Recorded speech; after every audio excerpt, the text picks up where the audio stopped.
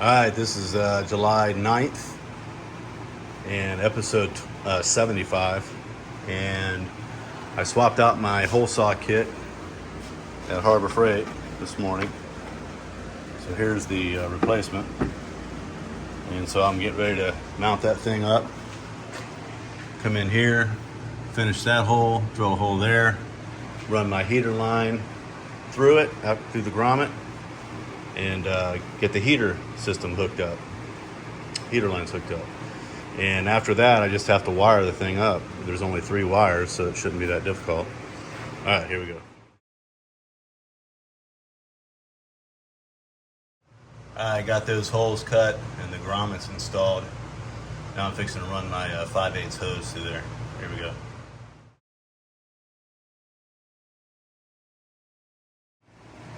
We got these hoses installed both on the evaporator, on the heater core side, and through the wall here. Got everything painted up. Just gonna let that dry.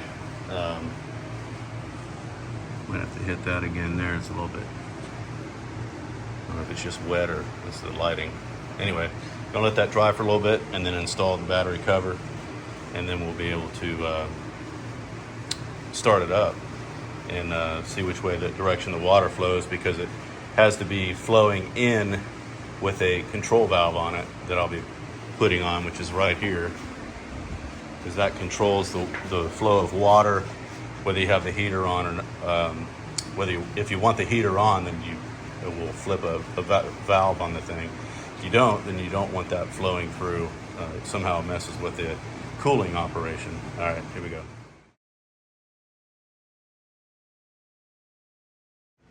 All right, we got the battery tray back in, everything painted up, and it's looking good.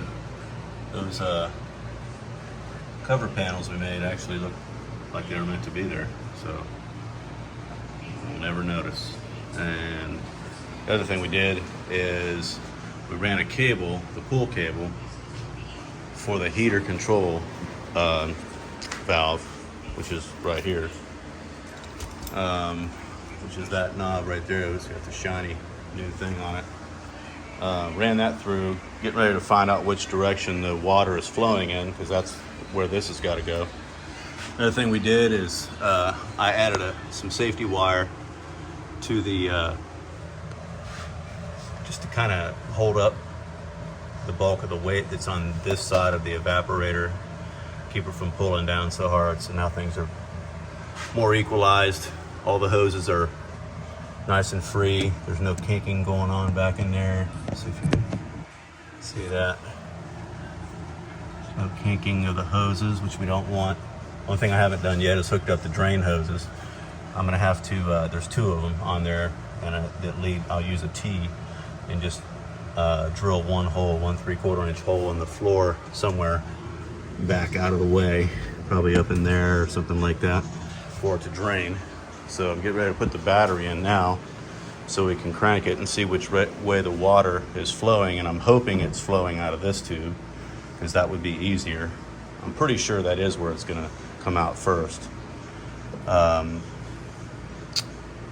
Yeah, so we'll see. We're gonna find out. All right, here we go.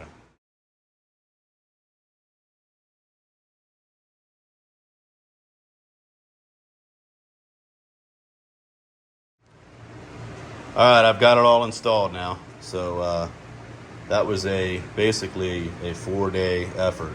There was a lot of little things I had. Well, not little things. Those plates that I had to make back there took some time.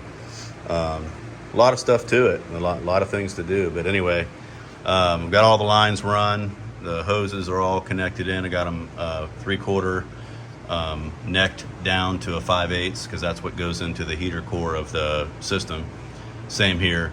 This is the heater control valve, which I've got on a cable, and that's installed here, so that when I pull this, that will direct the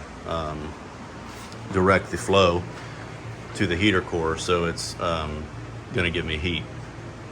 So one thing that I had to try to figure out was the flow on account of that, because you want it to be before the flow goes into the, you want to have the flow cut off to it unless you're purposely opening it up, from what I understand.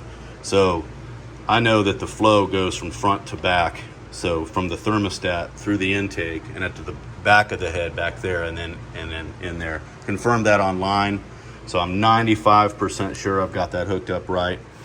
All of the hoses are tucked where they need to be, and kind of I zip tied, you know, to hold things in place where it needs to be. I don't have the compressor plugged in yet because I do not want to inadvertently turn it on. They say do not run it before it's been charged.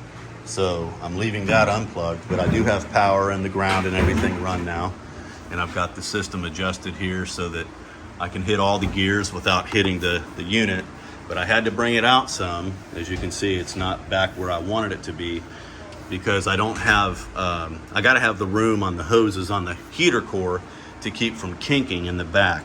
And I don't know if you can see that from this side, but I think you might be able to see it from this side. To keep those hoses from kinking, right there they are. I have to, those two hoses right there, the blue line is a power line, but anyway, two hoses right there. Can't have that thing too close to the back wall because the hose will kink, and obviously that's gonna stop flow.